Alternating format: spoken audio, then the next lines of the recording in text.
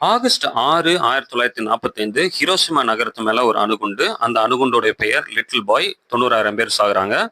அடுத்த 3 நாளிலேயே ஆகஸ்ட் 9 நாகசாக்கில இன்னொரு அணுகுண்டு.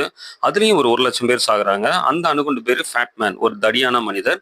எல்லாருமே என்ன நினைக்கிறாங்க அப்படின்னா, ஹிரோஷிமால 6 நாகசாக்கி மேல 9 இந்த 2 அணுகுண்டு போட்டதுக்கு அப்புறம் தான் ஜப்பான் சரண்டர் ஆயிடுச்சு, சரண்டர் அடிச்சதுன்னு நினைக்கிறாங்க. அதுல வந்து பாதி உண்மைதான், பாதி வந்து உண்மை கிடையாது. உண்மையான காரணம் என்னன்னா, இவங்க வந்து ஆகஸ்ட் 6 ஹிரோஷிமால குண்டு போட்ட உடனே இந்த தகவல் வந்து ஜப்பானோட சுப்ரீம் கவுன்சில் சொல்லுவாங்க. ஒரு 9 பேர் அவங்களுடைய எம்பரர் பேரரசர் உட்பட அவர்கிட்ட போய் சொல்றாங்க, இந்த மாதிரி ஹிரோஷிமால குண்டு போட்டாங்க, பயங்கரமான அழிவு நடந்துச்சு அப்படின்னோட, அதெல்லாம் எங்களுக்கு நேரம் கிடையாது, ஒரு நகரம் தானே, அதெல்லாம் கொண்டு வராதீங்கன்னு சொல்லிட்டு அதை அவங்க பெருசாவே எடுத்துக்கல. இது வந்து அவங்க எதை பெருசா எடுத்துக்கிட்டாங்கன்னா, ஆகஸ்ட் 6 ஹிரோஷிமாக்கு அப்புறமா ஆகஸ்ட் 8 ரஷ்யா என்ன பண்ணுது, ஜப்பான் மேல போர் தொடுக்குது. ஜப்பானுக்கும் ரஷ்யாவுக்கும் ஒரு வகையான சமாதானம் ஒப்பந்தம் இருந்தது. ஆனா அந்த ஒப்பந்தத்தை வந்து ஆகஸ்ட் 8 அது ரஷ்யா வந்து மீறுது. ஆகஸ்ட் 9 இது வந்து நியூஸ் பேப்பர்லயே வருது. இவங்க ஆகஸ்ட் 6 ஹிரோஷிமா, 8 ரஷ்யா வந்து போரை அறிவிக்குது. 9 அதிகாலையிலேயே ரஷ்யா வந்து ஜப்பானை தாக்க ஆரம்பிச்சிருச்சு. எங்க தாக்குச்சுன்னா, ரஷ்யாவோட மெயின்லேண்ட்ல கிடையாது. அவங்க என்ன பண்ணாங்கன்னா, ஜப்பானுடைய ஒரு பப்பட் அரசாங்கம் இருந்தது, ஒரு பொம்மை அரசாங்கம் வந்து சீன தேசத்துல இருந்தது. அது வந்து மஞ்சூரியா என்ற பகுதியில் இருந்தது. இந்த மஞ்சூரியா என்ற பகுதியை தான் வந்து ரஷ்யா வந்து தாக்க ஆரம்பிச்சிச்சு. அந்த தாக்கும் போது நாகசாக்கியே நடக்கல. தயவு செய்து புரிஞ்சுக்கோங்க. நாகசாக்கி அன்னைக்கு காலையில குண்டே போடல. ஆனா அதுக்கு முன்னாடியே ரஷ்யா தாக்க ஆரம்பிச்சிருச்சு. இதை தான் வந்து சுப்ரீம் கவுன்சில் ரொம்ப முக்கியமா பார்த்துச்சு.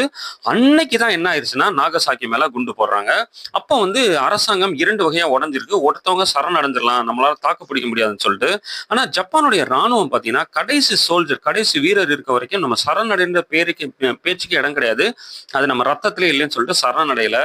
ஆனா ஒரு கட்டத்துல இந்த சுப்ரீம் கவுன்சில் என்ன பண்ணிட்டாங்கன்னா, மேல ரஷ்யா நம்மளை தாக்குது, கீழே அமெரிக்கா நம்மளை தாக்குது, இதை நம்மளால சமாளிக்க முடியாதுன்னு சொல்லிட்டு அபிஷியலா ஆகஸ்ட் 14 நான் சரணடைறதா நான் ஒத்துக்கிறோம் அப்படின்னு சொல்லிட்டு அபிஷியல் ஸ்டேட்மெண்ட்டை கொடுத்துட்டாங்க.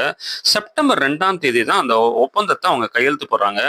ரொம்ப சுவாரஸ்யமானதுன்னா, கையெழுத்து போட்டது அவங்களோட லேண்ட்ல கிடையாது, இந்த யூஎஸ்எஸ் மிசோரின்ற ஒரு கப்பல்ல. இதை பத்தி நான் எதுல வாசிச்சேன் அப்படின்னு சொல்லிட்டீங்கன்னா, நான் ஃப்ரீமன் டைசன் அவருடைய ரொம்ப பியூட்டிஃபுல்லான ஒரு இன்டர்வியூ. அதுல அவர் சொல்றாரு, அவர் என்ன சொல்றாருன்னா, எல்லாருமே வந்து இந்த 2 அணுகுண்டுனாலதான் போர் நின்றுச்சுன்னு நினைச்சுக்கிட்டு இருக்காங்க. ஆனா இவர் என்ன சொல்றாருன்னா, அது ரஷ்யாவோட இன்வேஷன் தான் 90%. இந்த பாம்பு போட்டது வந்து 10% தான். அதனால முக்கிய காரணம் ஜப்பான் சரணடைஞ்சதுக்கு இந்த 2 அணுகுண்டுகள் மாத்திரம் கிடையாது, இந்த 90% ரஷ்யாவுடைய ஆக்குபேஷன் தான் அப்படின்னு சொல்றாரு. அப்படிதான் வந்து ஜப்பானுடைய அந்த தாக்குதல் வந்து முடிவுக்கு வந்தது. ஜப்பான் வந்து சரண்டர் ஆச்சு. அப்புறம் தான் வந்து 2ஆம் உலக போர் முடிவடைஞ்சது. நன்றி.